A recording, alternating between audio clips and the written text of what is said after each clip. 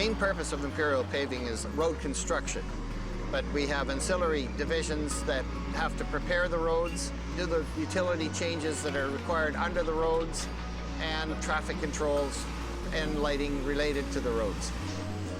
The equipment is unforgiving, the conditions are very difficult to work in, and the people that work in this industry have to be well trained and well monitored.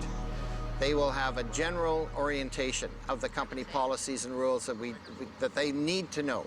Discipline policies, who they report accidents to, that won't change on any job site.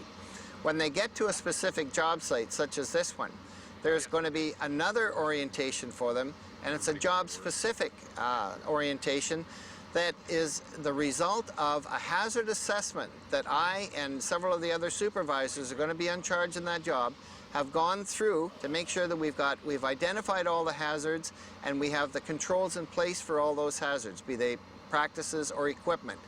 That then is relayed to the new worker before they set foot on that job site.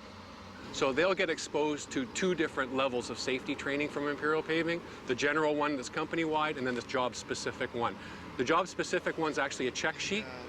We actually physically go through every item in it with them, and we have them initial off every item that they understand it and they know what we've been talking about. I do feel that they are concerned about my safety. They actually care about my well-being and my life, because they set up meetings before any job, like before I get on the job, and tell me all my safety hazards and everything I need to know about on that job.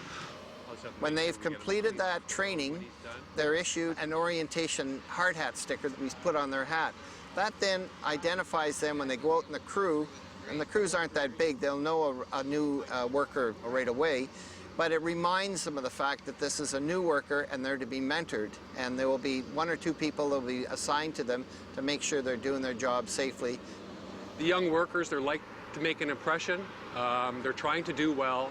They try to do the job quickly, and sometimes they're taking shortcuts. So we need to, make them aware of what the hazards are and what the proper way of doing things is. Jamie has mentored me in many things around here.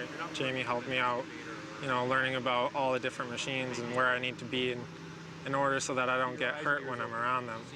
We try to work with them. We tell them, explain to them some of the hazards and explain how they arise, rather than just say, oh, that's bad, don't do it. Try to explain, why it's bad, what the reasons are, and why it could be a problem. Jamie will talk to the new worker and ask him how he's feeling about the job.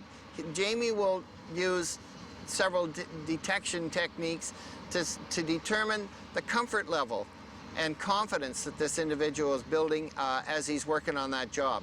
And if we feel that it's time for him to move up to another position that may involve or incorporate new or different risks, they'll make that decision at the field then. Once you're comfortable that they're understanding and you can see that they are following proper procedures and they are being safe and they are conscientious, then you can start to leave them alone a little bit more and let them do their own thing and not have to watch them as closely and as much. But at the beginning, we like to keep our eye on them and make sure that they're safe and they're doing well.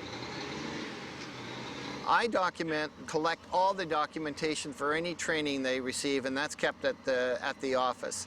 I rely on the field notes that come in on a daily basis that will indicate anything and any additional training that individual may have had.